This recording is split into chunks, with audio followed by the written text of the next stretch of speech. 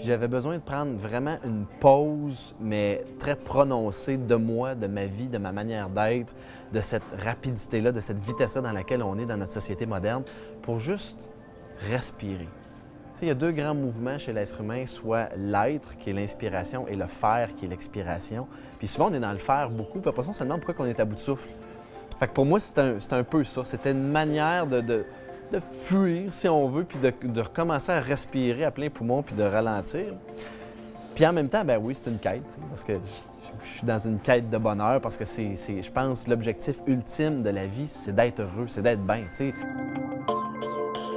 Une des choses qui m'a le plus marqué là-bas, c'est que le monde est de plus en plus petit. C'est fou pareil, mais j'étais à 20 heures d'avion, 12 heures de décalage, puis avec cette petite machine-là, j'étais en mesure de prendre mes courriels, mon Facebook, mon Twitter, mon Instagram. J'ai même eu des conversations par vidéoconférence avec mes parents avec Skype. Ça rapproche les gens qui sont éloignés. Là où c'est triste, c'est que bien souvent, ça éloigne des gens qui sont un à côté de l'autre. Moi, ça m'a marqué d'arriver dans des auberges de voyageurs.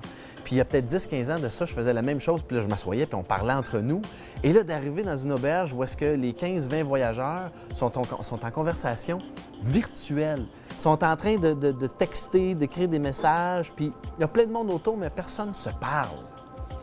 Et ça m'a ramené beaucoup dans moi, mon quotidien, parce que j'utilise beaucoup mon téléphone intelligent pour faire des affaires. Puis je me rends compte que des fois, bien, ça m'isole un peu des autres. Et j'ai pris justement, ça c'est une des affaires que je ramène le plus de mon voyage au Sri Lanka, de l'engagement, de faire en sorte que mon téléphone, ce soit un outil, un serviteur, mais pas un maître. Il y en a une qui a été vraiment importante pour moi. C'est un vieil homme, un vieux fermier qui s'appelait Sandun, que j'ai rencontré par hasard en visitant des ruines. Et je le regarde, la première chose que je remarque quand j'ai vu le monsieur, c'était ses yeux qui étaient très remplis de bonté. C'était un monsieur qui me semblait rempli d'une énergie, d'une vibration, d'amour. Puis je suis allé le voir juste comme ça, par curiosité. Je lui ai dit bonjour, ça va bien, puis on a commencé à discuter. Et il y avait tellement une belle énergie que j'ai dit, vous avez l'air donc heureux, vous, dans la vie, il me semble. Que je dis, là, je vous vois, c'est sûr, je suis un Nord-Américain, mais je vous vois, vous promenez avec vos vaches. Qu'est-ce que vous faites dans la vie pour être si heureux? Et le gars il me regarde et il dit, mon jeune ami, c'est très simple. Dans la vie, il existe 3 sortes de vérités. Ta vérité, ma vérité et la vérité. Puis il dit, excluant quelques illuminés qui se promènent un peu partout, la plupart des gens ne trouveront jamais c'est quoi la vérité. Et donc, l'essentiel, puis le chemin ultime vers le bonheur, c'est de trouver ta vérité à toi. Plus tu vas te permettre d'exprimer ton essence, quitter en dedans, vraiment, que tu vas enlever la culpabilité, les masques, les chapeaux, puis tout ça, puis juste te permettre d'être toi dans ta vérité, plus ça va être facile et simple d'être heureux. Une autre rencontre intéressante pour moi, ça a été un chauffeur de taxi que j'ai engagé pour une journée complète pour me faire visiter quelques ruines. Il s'appelait Walter. C'est pas un nom très Sri Lankais quand tu y penses. Puis cette journée-là, ça donne, tu sais, comme ça nous arrive des fois, hein, j'étais un peu maussade, j'étais griffou, tu sais, je me suis levé, j'étais pas de bonne humeur.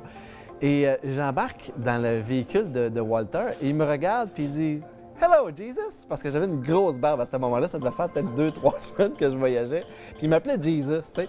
Puis là, il commence avec ça, puis le gars, il dégageait la bonne humeur puis le sourire. Puis évidemment, bon, du monde souriant, t'en rends compte de temps en temps ou à tous les jours, peu importe, mais ce qui m'a marqué, c'est qu'à force de discuter avec lui, j'ai réalisé que le gars avait 6 enfants. Il avait 2 femmes, il avait une pension alimentaire, il travaillait comme fermier, puis il arrondissait ses semaines en travaillant comme chauffeur de taxi. Tu sais, le gars, là, il en avait par-dessus la tête, puis des deux, il y avait pas mal plus de raisons que moi d'être grichou puis pas souriant. Puis lui, il m'a répété ça pendant toute la journée. Il disait « You know, Jesus, happiness, it's a choice. » Tu sais, il disait, le bonheur, c'est un choix. Puis tu choisis quand tu te lèves le matin d'être souriant ou d'avoir la gueule de bœuf. Tu n'as pas besoin de voyager pour connecter avec toi-même. Voyager, c'est un facilitateur. Mais d'abord et avant tout, s'il y a une chose que ça t'apprend, le voyage, c'est que tu peux connecter n'importe où, à n'importe quel moment, tu sais. Puis souvent, c'est parce que quand les gens voyagent, là, tout d'un coup, ils s'émerveillent devant la beauté de la vie parce qu'ils prennent le temps d'observer pour de vrai. Fait que prends le temps de faire ça chez vous. Ayubowan.